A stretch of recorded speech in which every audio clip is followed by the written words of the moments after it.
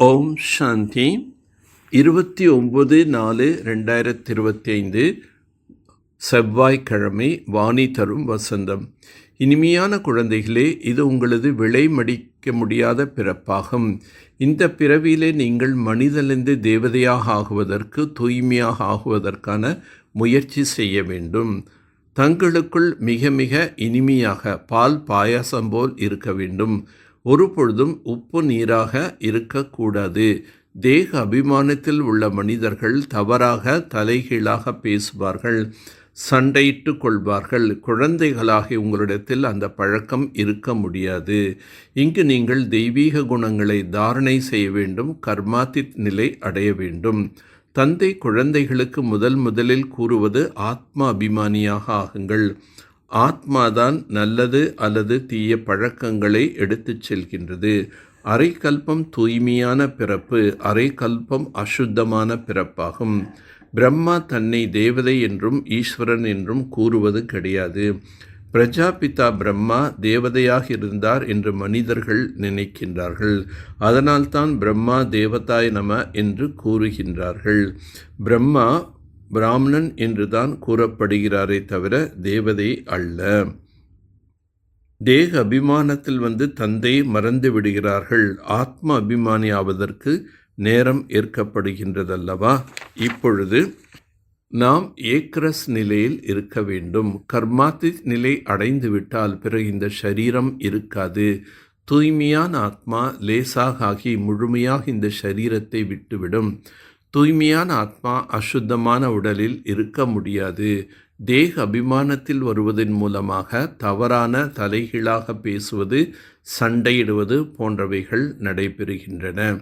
நீங்கள் ஒரு பொழுதும் உப்பு நீர் போன்று இருக்கக்கூடாது.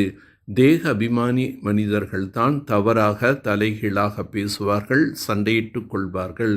குழந்தைகளாகி உங்களிடம் இந்த பழக்கம் இருக்கக்கூடாது. இங்கு நீங்கள் தேவதையாக ஆகுவதற்கு தெய்வீக குணங்களை தாரணை செய்ய வேண்டும். பல குழந்தைகள் நினைவில் தோல்வியடைந்து விடுகிறார்கள். இறைவனின் உதவியாளர்கள் என்று நீங்கள் பாடப்படுகின்றது. தூய்மை இழந்துவிட்ட பாரதத்தை தூய்மையாக ஆக்குவதில் நாங்கள் பாபாவின் உதவியாளர்கள் என்று கூறுகின்றீர்கள். யோக பலம் என்றால் அமைதியின் பலமாகும். ஆரம்பத்தில் எத்தனை குழந்தைகள் சாட்சாத்காரம் செய்தனர், நடிப்பு நடித்தனர். இன்று அவர்கள் இல்லை. மாயை சாப்பிட்டு விட்டது. யோகாவில் இல்லாததால் மாயை சாப்பிட்டு விடுகின்றது.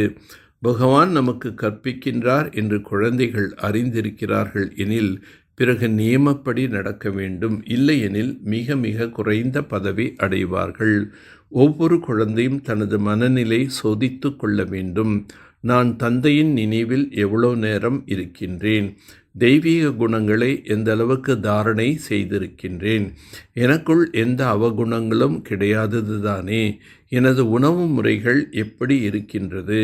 முழு நாளும் நான் எந்த வீண் விஷயம் அல்லது பொய் பேசவில்லை தானே என்று தன்னைத்தானே குழந்தைகள் சோதனை செய்ய வேண்டும். இப்பொழுது ஈஸ்வரன் கூறுகின்றார், நான் தூய்மையாக ஆக்குவதற்காக நேரடியாக வந்திருக்கின்றேன். நான் வள்ளலாக இருக்கின்றேன்.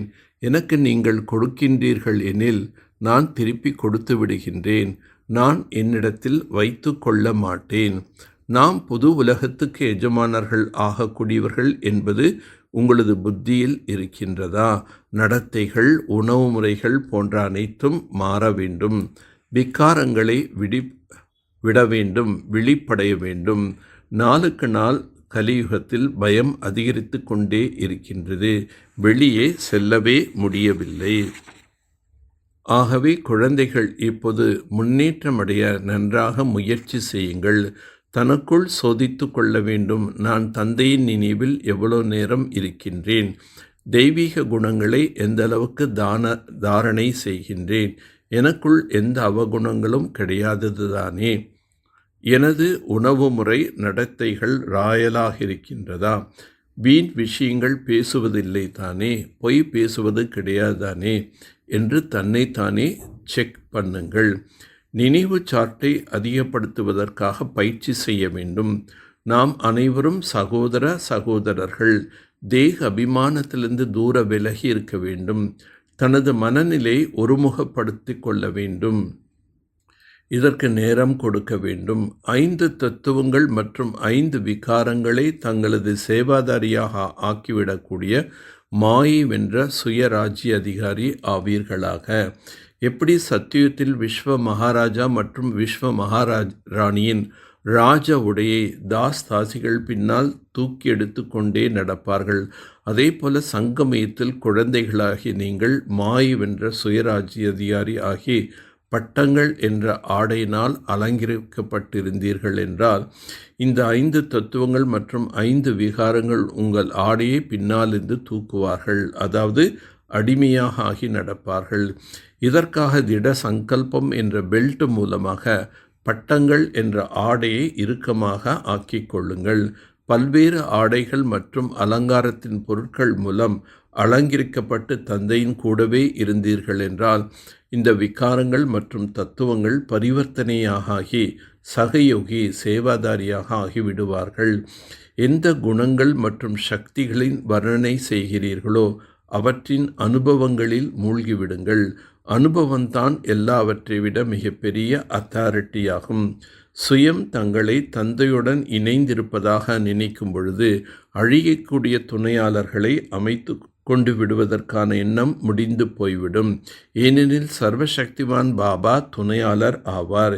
எப்படி சூரியனுக்கு முன்பு இருள் நிலைத்திருக்க முடியாதோ அதே போல சர்வசக்திவானுக்கு முன்னால் மாயின் எந்த ஒரு வீணான சங்கல்பம் கூட நிலைத்திருக்க முடியாது. எந்த ஒரு எதிரி கூட தாக்குவதற்கு முன்பாக தனியாக ஆக்கிவிடுவார். எனவே ஒரு பொழுதும் தனியானவர் ஆகாதீர்கள். நல்லது. ஓம் சாந்தி. ஓம் சாந்தி. ஓம் சாந்தி.